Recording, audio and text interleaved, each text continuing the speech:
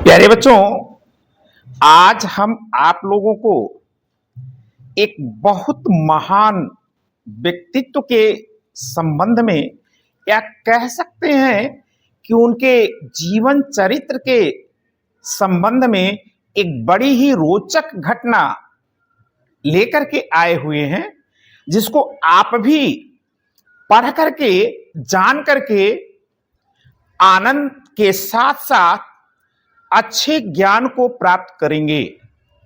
हाँ, एक चीज जरूर कहेंगे, आप आखिरी तक जरूर देखें और सुने, क्योंकि बहुत सारी चीजें हम आपको आखिरी में बताने वाले हैं। चलिए बिना देर किए शुरू करते हैं।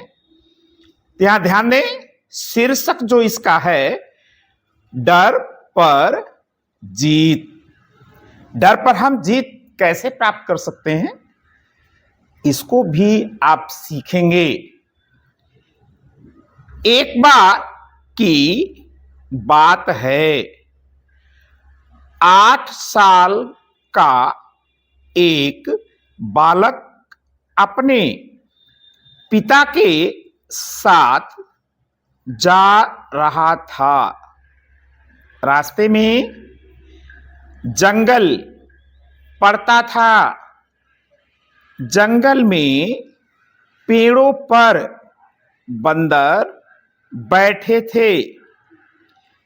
बंदर उन्हें देखकर गुर्राने, यानी जो उनकी आवाज होती है, लगे। कुछ बंदर पेड़ों से उतरकर आने लगे। बालक बंदरों को देखकर डर गया और भागने लगा। बालक को भागते देखकर बंदर भी उसके पीछे भागने लगे। जैसा कि आप देख सकते हैं, चित्र में भी यह चीज दर्शाया गया है, जिससे आप इसको आसानी से समझ सकें, जान सकें, ज्ञान प्राप्त कर सकें। चलिए ले चलते हैं हम आप लोगों को कहानी के आगे के भाग को जानने के लिए। पिता ने आवाज लगाई और बोले, ठहरो, मत भागो। पिता की आवाज सुनकर बालक रुक गया।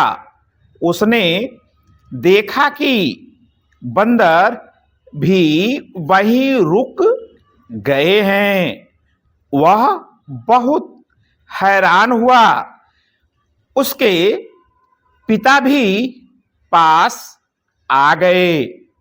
उसने पिता से पूछा, ये बंदर क्यों रुक गए थे? प्यारे बच्चों, बंदरों में एक नकल करने की भी आदत होती है, और ये बंदर क्यों रुके, कहानी आपको आगे बताएगी। पिता ने कहा, तुम अगर किसी से डरोगे तो वह तुम्हें और डराएगा। देखिए कितनी बड़ी सीख आपको मिल रही है। जब तुम भागे तो बंदर तुम्हारे पीछे पड़ गए, लेकिन तुम्हारे रुकने पर बंदर रुक गए। इसलिए जिस चीज से डर लगे उससे भागो मत, उसका सामना करो। और ऐसा करने से निश्चित रूप से आपके अंदर से वो डर निकल जाएगा। तो आप भी डर निकालने के लिए, आपको किसी भी चीज से डर लग रहा है, डर निकालने के लिए उसका सामना करना चाहिए। तभी वो आपके मन से निकलेगा और आप निडर बनेंगे। बढ़ते हैं आगे। बालक ने यह बात अपने मन में बिठा ली, यानी रख ली। इस बालक का नाम था, प्यारे बच्चों, बहुत ही प्यारा नाम, देखें, नरेंद्र नाथ दत्त। नरेंद्र ही बड़े होकर स्वामी विवेकानंद कहलाए। स्वामी विवेकानंद का जन्म 12 जनवरी 1863 ईस्वी को कोलकाता में हुआ था। 1871 में 8 साल की उम्र में स्कूल जाने के बाद 1879 में उन्होंने प्रेसिडेंसी कॉलेज की प्रवेश परीक्षा में प्रथम स्थान हासिल किया। स्वामी विवेकानंद कर्म करने में विश्वास रखते थे। प्यारे बच्चों, वह कर्म में विश्वास रखते थे। ये नहीं कि ईश्वर की हम प्रार्थना करेंगे, ईश्वर बिना कर्म किए हमें ऐसा कुछ नहीं होता है। ईश्वर उसी का साथ देता है जो कर्म करता है। रामकृष्ण परमहंस इनके गुरु थे। स्वामी विवेकानंद अपने गुरु की हर आज्ञा को खुशी खुशी मानते थे। स्वामी विवेकानंद ने धर्म उपदेश और महान विचारों की वजह से भारत देश का नाम सारे संसार में रोशन किया। प्यारे बच्चों, आपको बता दें, सन 1880 ईस्वी में अमेरिका के शिकागो नामक शहर में यह एक बहुत बड़ा, भारत के तरफ से यह प्रतिनिधित्व करने गए थे और वहां ये ऐसे अपने विचारों को प्रकट किए जहां से यह संसार में प्रसिद्ध हुए। वैसे तो आपको एक और जानकारी दे दें, इनका नरेंद्र नाम से स्वामी विवेकानंद नाम 1880 ईस्वी में ही प्राप्त हो गया था, जब ये संत समाज को धारण किए, यानी स्वयं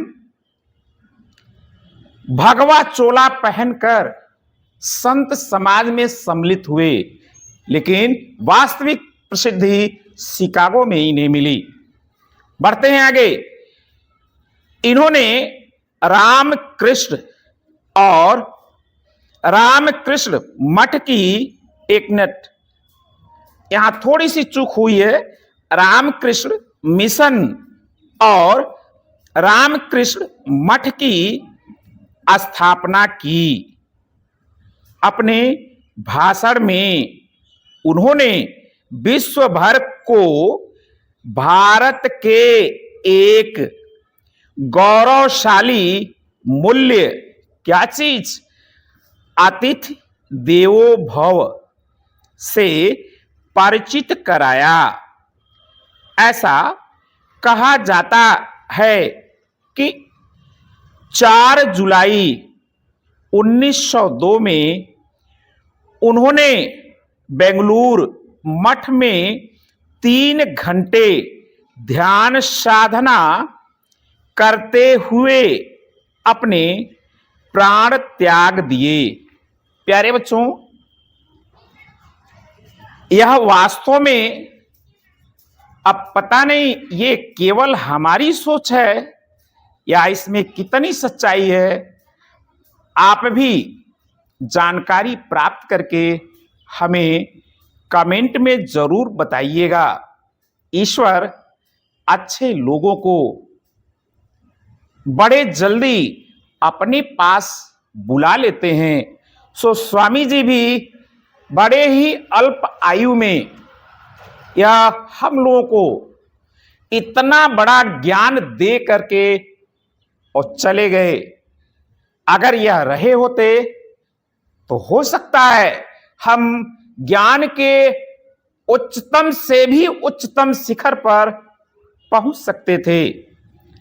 चलिए, स्वामी विवेकानंद के जन्म दिवस को राष्ट्रीय युवा दिवस के रूप में मनाया जाता है।